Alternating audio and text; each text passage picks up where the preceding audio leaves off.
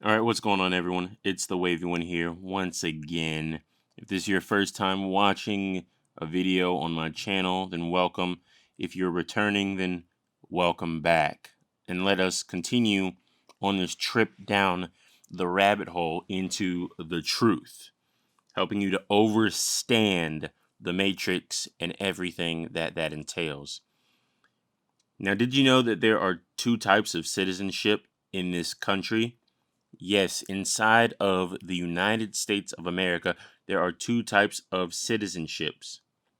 Now, the first kind of citizenship in this country is being a citizen of one of the 50 states, either the state that you live in or the state that you were born in. Now, that's known as being a state citizen. I think it's important to mention that that's how this country originally started out. We were originally citizens of the state that we were either born in or live in, and that was a state citizenship. But then, somewhere along the way, especially with the creation of Washington, D.C., and the 14th Amendment, a new type of citizenship came about. And that's where we ended up being citizens of the United States, also known as a U.S. citizen. And that's where the benefits and privileges, or the privileges and immunities, become a lot more narrow when it comes to this type of citizenship. But wait, if you remember from the previous video in this playlist, the United States, the US, is a corporation. Okay, it is our federal government, yes, but that federal government is also a corporation. And you can't be a citizen of a corporation, can you? No, you definitely can't be a citizen of a corporation. However, you can be an employee. So this US citizenship that was created under the 14th Amendment, which was created under the guise of helping, to end slavery. It's like, yeah, so I guess you could say we end slavery for black people, but in turn, we enslave everyone. We don't just want to go for those Negroes, we want to go for everyone because that is the end goal. Now, correct me if I'm wrong, but wasn't the purpose of coming to America and forming this country to be free from overlords, from kings, from royalty, things like that? So, wouldn't being under the jurisdiction or being under the control of a corporation kind of go completely against that idea, right? Our founding fathers came over here, and everyone who came over here to help found this country came over here to be free, to be the what? The sovereign, which means we are in control. We, the people, okay? We, not persons, not persons, not entities, nothing like that, but we, the people, were the ones who were going to be in control. There were no kings over here. There's no queens. There's no kind of royalty or anything like that. We are supposed to be the ones in total and complete control, not the fucking federal government, because we created the government. How can the creation be greater than the creator? It's impossible. It doesn't make sense. And yeah, we are sovereigns, not sovereign citizens, as a lot of people will say. You can look at a lot of case law where they talk about sovereignty and us being the sovereigns, such as, oh, look at this, Chisholm versus Georgia, a Supreme Court case. You've got detractors, you've got agents out there who will say, oh, these sovereign citizens and they have this ideology and blah, blah, blah. Well, those fucking idiots don't know what the fuck they're talking about. So they should close their fucking. uh, oh, I'm gonna leave that in because that's funny. When I play this back, I'm gonna remember what joke I was thinking of, and that's gonna be so funny. Um, but yeah, they don't know what they're talking about. Okay, Either they don't know what they're talking about or they do know what they're talking about and they're just being stupid for the purposes of being stupid. Either they've gotten paid to be an idiot or they didn't, which I'd rather you get paid, right? If you're going to be a whore, at least get paid for being a whore, right? But we can read this right here, this little piece from Chisholm versus Georgia, a 1793 U.S. Supreme Court case. Okay. Well, mm, technically, 1793, it was still the United States of America. The U.S. wasn't created until 1871. But I digress. Um, so yeah, this little piece from this Supreme Court case says because it teaches and greatly appreciates the value of our free Republican national government. And I just want to take a moment to pause right here because notice it doesn't say our democratic national government, it says Republican national government because this country is not a fucking democracy. I'm not exactly sure where people get that from.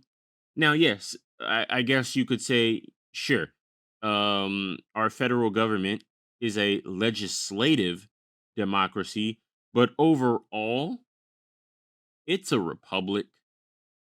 It's a republic. It just is. Like, nowhere in the Constitution does it say anything about a democracy, but it says the republic a lot of times.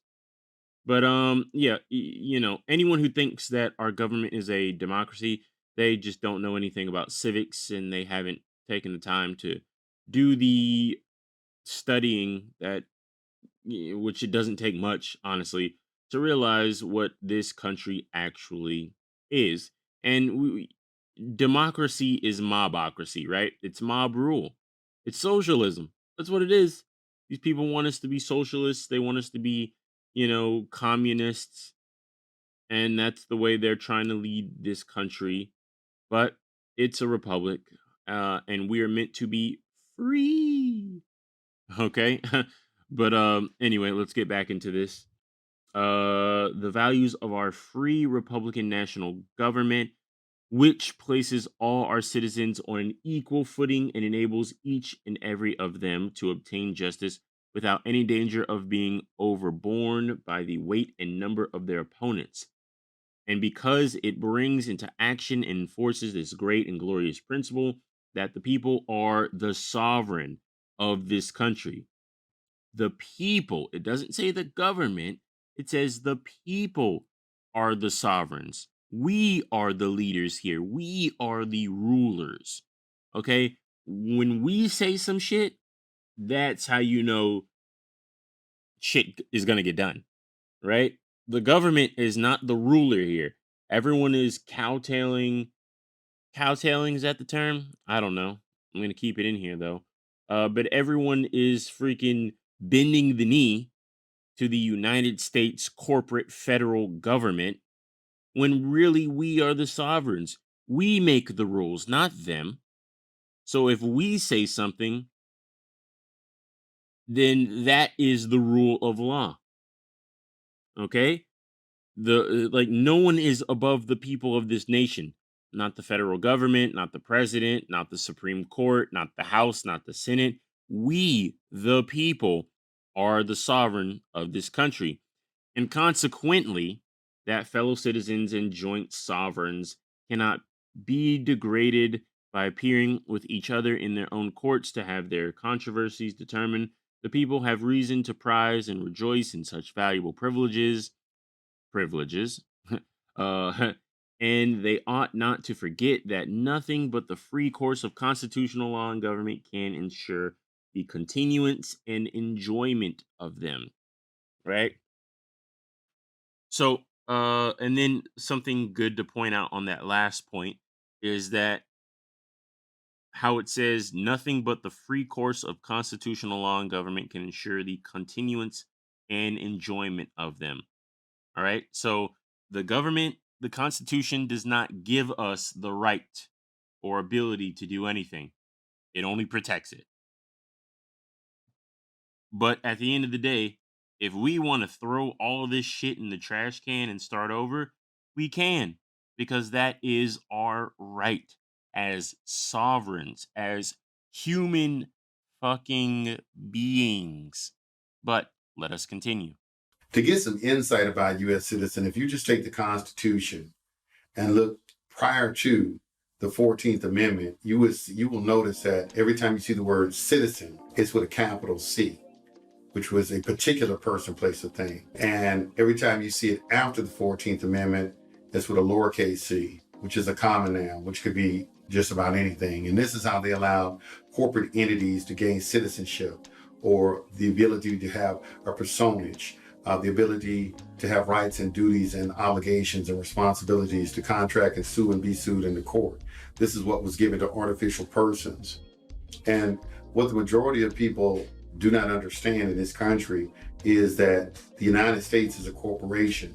There is a distinct difference between the United States of America and United States. United States is within the 10-mile square in Washington, D.C. that has been marked out by the Constitution under Article 1, Section 8, Clause 17. Within that particular clause, you'll find the 10-mile square as well as the insular possessions of the United States, which constitute a territory, if you will. And you may be wondering, well, how does that include us? If we're living in the several states, if I'm from Texas, I was born and raised in Texas, how does that bring me under federal jurisdiction? How do I have a federal citizenship because of that fact? Well, the evidence of that is your social security number, because that constitutes a territory for the United States, which falls under Congress, because as I said, we're talking about Article 1, which is the legislative branch of government.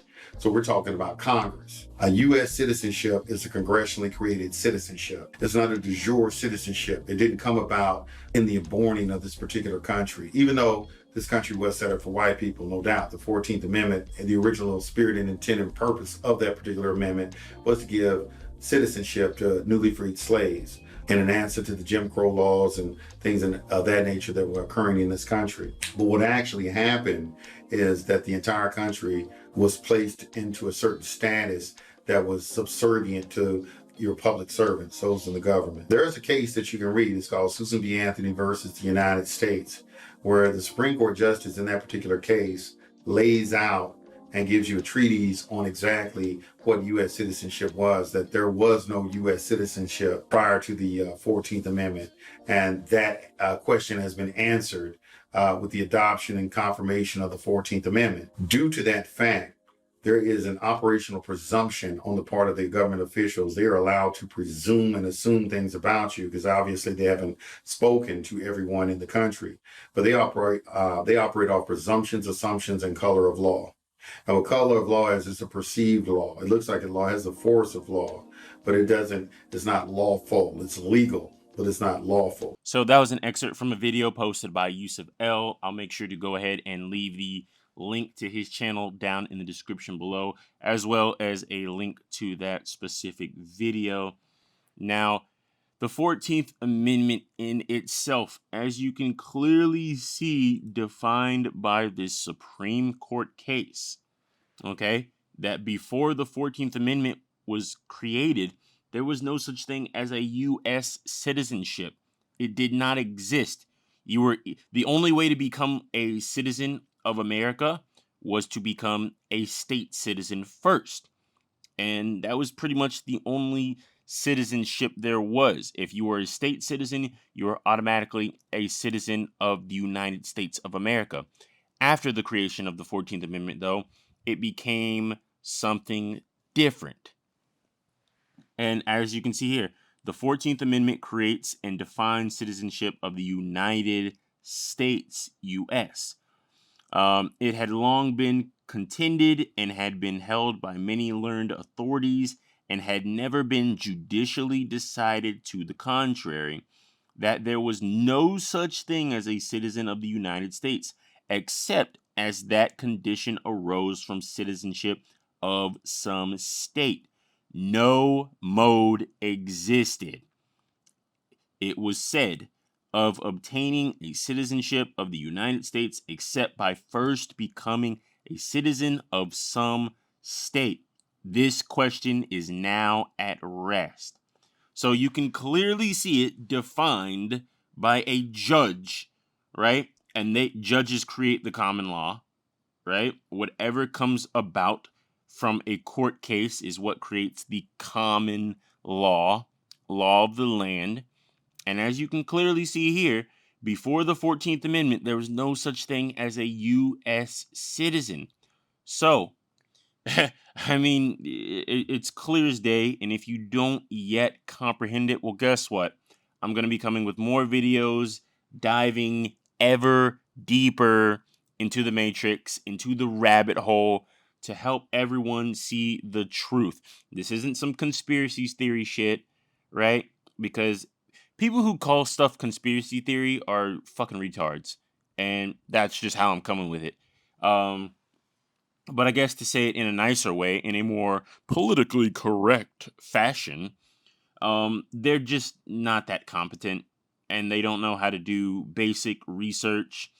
They probably didn't have the best grades in high school, college, if they even went to college.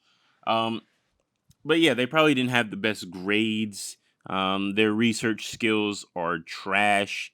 And yes, I'm going to freaking talk as much shit, right? I personally, me, I call it telling the truth. But I'm going to talk as much shit because, people who are a little bit more sensitive than I am would say it's talking shit. So, whatever, cool. Hey, um, hey, yeah, it is what it is. So, regardless, people who call things conspiracy theory yet have done no research, no real research. You go to fact checking, you go to a known fact checking website and call yourself doing some research. You're, woo, man.